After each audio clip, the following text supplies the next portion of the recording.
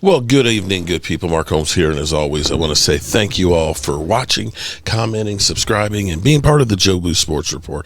Without you guys, as well as you ladies, you know that this literally does not work. It's been a long day. It's literally been a long day. I have been going for almost 16 hours today, but just because I've had shit to do does not mean that the work ends. The Cowboys, they are, of course, America's team. God, I hate that we still are America's team. Oh, man. They didn't do us any favors when they made up that moniker for us. Be that as it may, we have the combine that's going on. I was talking to Game Time Brian, and I said, how did your stream go? Because I couldn't watch it. I was kind of preoccupied with some business I had to take care of. And he said, God, it was kind of boring. It's like, you think? It's glorified workouts, man. It's running, we're running the cones, man. We're doing shuttle runs, man. Come on, man. It's the combine. It's glorified workouts. The NFL is literally making money off of T-shirts and shorts. That's how crazy and how thirsty we are as fans.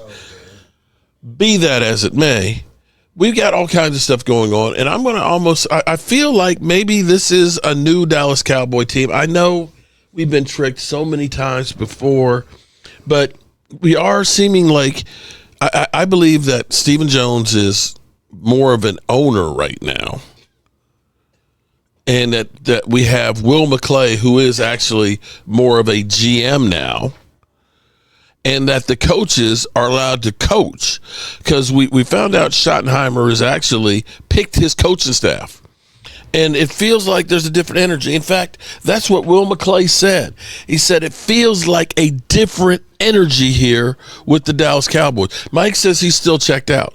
He said, when they show me something, then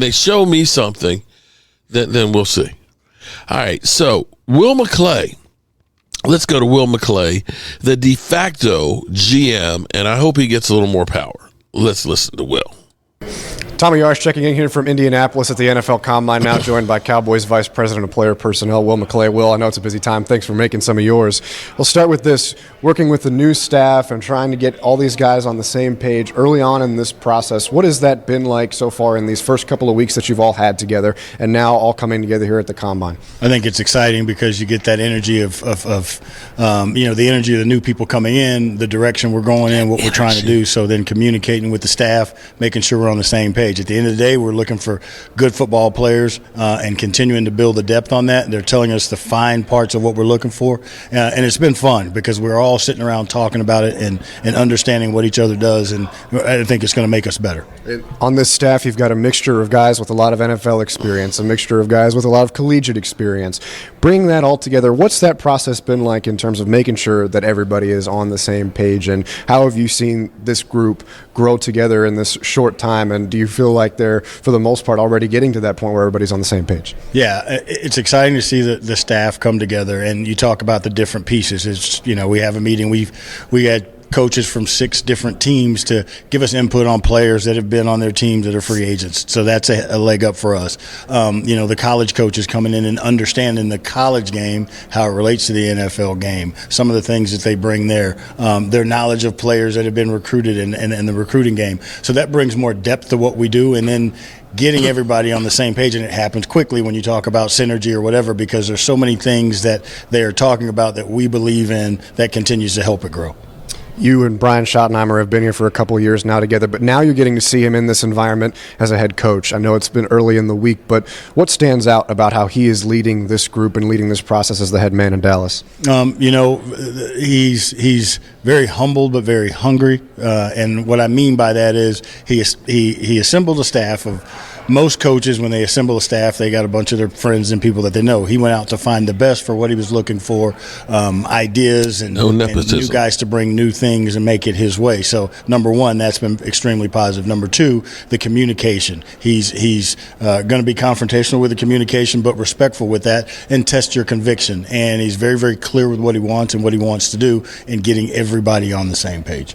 I know it's still early, like we've talked about with this staff, but as you've gotten to know them, know Brian Schottenheimer, know these coordinators, know these assistants, what stands out about this group compared to some of the others that you've had in the past? I mean, we've been very fortunate to have a bunch of good coaching staffs. I just think this one brings in a different energy. They bring their own little splash, and as long as the staff is together and as long as the staff, we communicate with them and they want to develop players, because in this league you can't pay them all. We identify them and then develop and coach and teach. That's the thing that I'm also very excited about when listening to what they're going to do in the off season leading up to the season. You can see when you get a player, we're going to develop that player and we're going to do things to make that player better.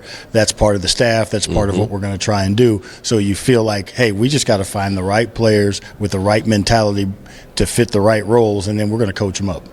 Shotty's talked about the importance of culture and how he's wanting to continue to build that here. When we talked to you at the Senior Bowl, you mentioned that would be an important emphasis when you meet with these players. In the process here, how have you seen this staff and yourself emphasize that culture push, and how do you feel like these prospects are responding to it? I think this whole thing is about digging and finding out who the person is. We can see them on tape. We'll see them run around a little bit, but our whole objective is to find out who the player is. We're looking for, everybody's looking for the same thing. We're just digging a little bit further to see if they have that intangible stuff that we're looking for, because we can all value the football stuff, but it's the intangible stuff. It's who they are. It's what's inside, and that's what's most valuable to us and the organization. As you build, it's not just about how fast they are, how well they play football, but it's the people that you're bringing in the building. And Shotty's been very transparent about that, talking about the culture and having everybody work together, but you also have to have people that fit into those roles and understand that. Amen. Last one here for you, and I'm sure this is one that you get every year when you come to the Combine. Is there a moment in one of these interviews that stands out to you, and what is it about those kinds of moments that stand out when it comes to certain prospects? You're meeting people that they've, especially nowadays, it's very interesting to hear how much some of these guys are getting paid in NIL, and it's very interesting. But an interesting one that happened today. We had a player that come in that, and it's speed dating, so they get to go around. They have to go around, and it's 20 minutes, and they don't have a lot of bathroom breaks. Well, he was coming from the other side of the building and came around to ours, and he said, I really got to go to the bathroom. And he was already late for our meeting, and he sat down. He said, let's do this, and then he had to get up and go to the bathroom. So every year is a unique experience somewhere. There you go. Got to do what you got to do, right? Will McClay continuing to do what he's got to do to help build the Cowboys up. Got to do what you got to do. Interesting there. So there's a different energy here with the Dallas Cowboys. I got to say that I really and truly like the energy that we're getting with this younger staff. We got guys that were used to being in college as coaches and things like that are used to dealing with the younger generation of players and things. And now we've got this mix with, the experience of Brian Schottenheimer. And I'll probably go on more about Brian Schottenheimer on my fireside chat. But, he talks about being with Pete Carroll and how he may have let Russell Wilson cook a little too much and got away from his roots where he actually likes to run the football more. I got to say, I really am beginning to believe that this might not be that bad for the Cowboys. And knowing that the Cowboys are close to getting Osa and Digizua done, that maybe they might work on getting Micah Parsons' contract done, is actually kind of intriguing and exciting.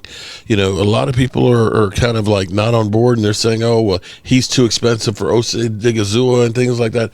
I'm just happy that the Cowboys are trying, because I honestly don't feel like they tried to do anything last year.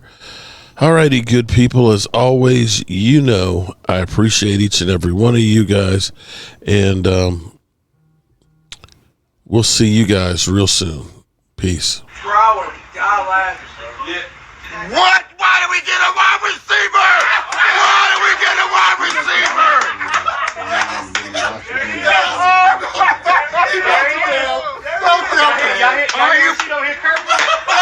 Why did we get a wide receiver?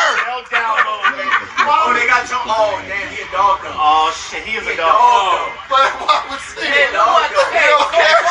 That's a good. But that's a good.